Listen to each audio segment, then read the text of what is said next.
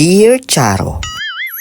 Hi everyone! Hello mga impactitas! Andito pala ako ngayon sa may Barangay Bulusan, San Carlos City, Pangasinan. Dahil may pictorial ako dito sa Fran R Photo and Prints para sa aking nalalapit na gender reveal. Tara, pasok na tayo kasi na-excite akong i-reveal yung gender identity ko. Ay, ang laki naman itong ring light na gamit nyo dito sa studio.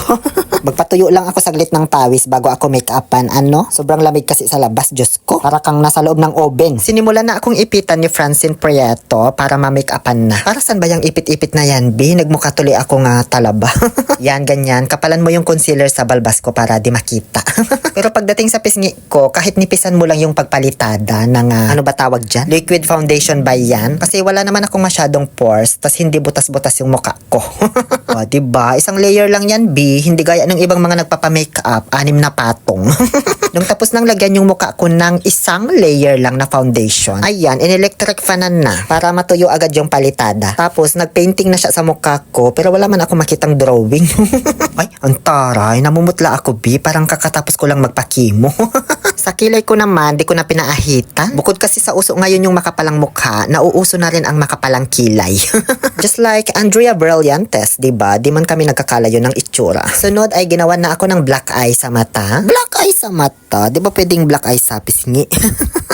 Ayan, nalipistikan na rin pala ako dyan, di ko lang nabidyohan. Ayoko nang masyadong mapula na lipstick kasi nagmumukha akong Pocahontas. Pakihinaan man ng konti itong ring light, nasisilaw ako. Ayan. Ay, kahit di mo na ako lagyan ng blush on kasi rosy chick naman na talaga ako.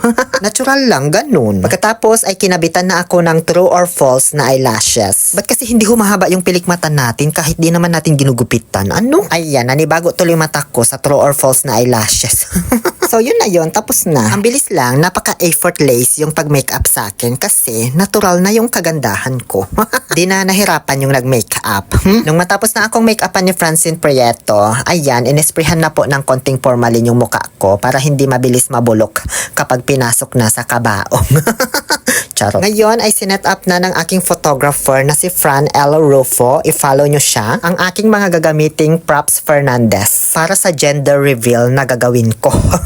Matagal ko kasing pinag-isipan to talaga, guys. Ang tagal kong tinago ito sa inyo. Pero ngayon, nagkaroon na po ako ng courage para i-reveal ang totoong pagkatao ko. Wala pong nakakaalam nito kundi ako lang. Kaya abangan nyo na lang po mamaya ang The Big Gender Reveal.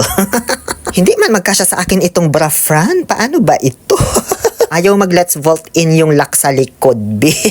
So habang sinusuot ko itong asaganat na wig na dala ko, tinalian na lang niya ng Blue Ribbon Committee para kumapit. Partida, wala pa akong boobs niyan na, tapos ayaw pa kumapit. Paano pa kaya pag nagpalagay na ako?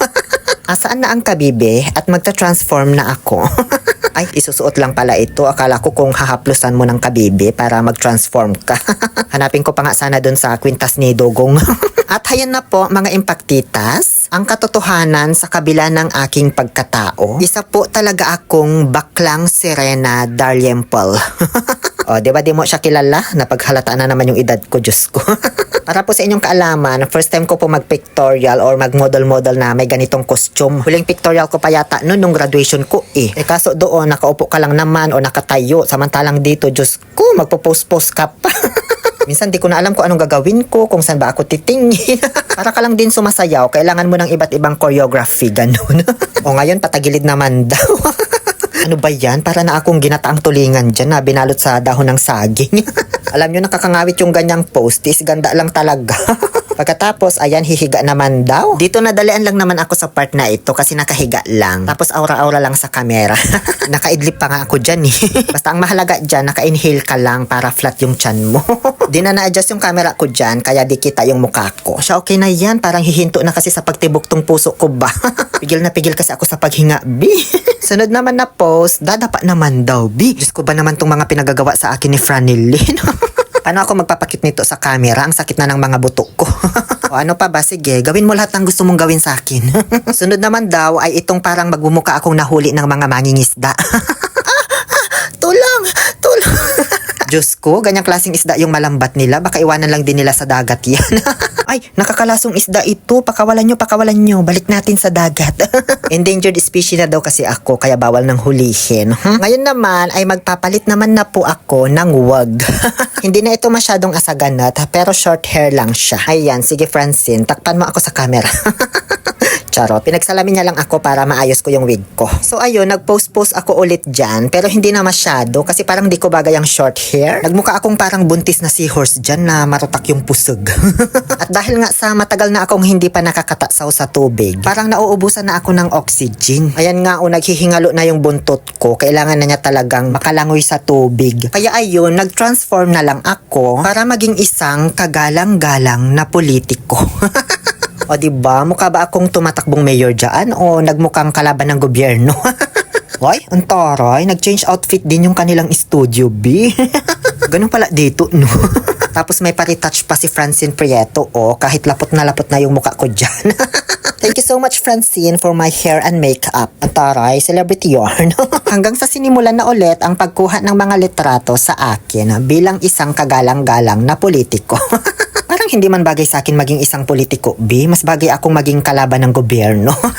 Ayoko din naman kasing sabihin ginagaya ko dyan si Ma'am Charo habang nagbabasa ng mga liham. Kasi baka pag napanood niya to ma-offend siya. So, yun lamang po. Para sa mga naghahanap dyan dito sa San Carlos City ng mga murang studio packages like birthday photoshoots or debut, mag-inquire lamang po kayo sa Front P Photo and Prints. Ayan po yung Facebook page nila. Diyan nyo po makikita yung result ng aking mermaid pictorial. Marami silang iba't ibang costumes dito para sa mga bata, hindi lang para sa kagaya ko. From infants up to toddler, ganyan. Sobrang dali lang din hanapin ang location nila. Dito lang sa may tabi ng Bulusan Kaingal Elementary School. Tapos nasa Google Map din ang Front P Photo and Prints. After namin mag-photoshoot, tinanggal ko na agad yung makeup ko, B. Kasi baka mapagalitan ako ng tatay ko pag uwi sa bahay. Hindi niya kasi alam na ganito yung pagkatao ko, kaya wag na lang kayong maingay, ha. Nagtitinda rin pala sila dito ng isang masarap na halo-halo, kaya hindi ako bumili. Binigyan lang nila ako. Bakit? Ayan, ang dami pang ang sahog, diba? Syempre sa akin yan, special. 50 pesos yan pag ganyang kalaki. Yung medyo maliit dyan, 25. Thank you so much, Fran L. Rufo, sa pagtupad ng aking pangarap na maging isang Serena. Nag-enjoy talaga ako sa pictorial na ito. Muli, ito po ang inyong Happy Pill Oliver Castro na nagsasabing, no to toxicity, let's make a people happy.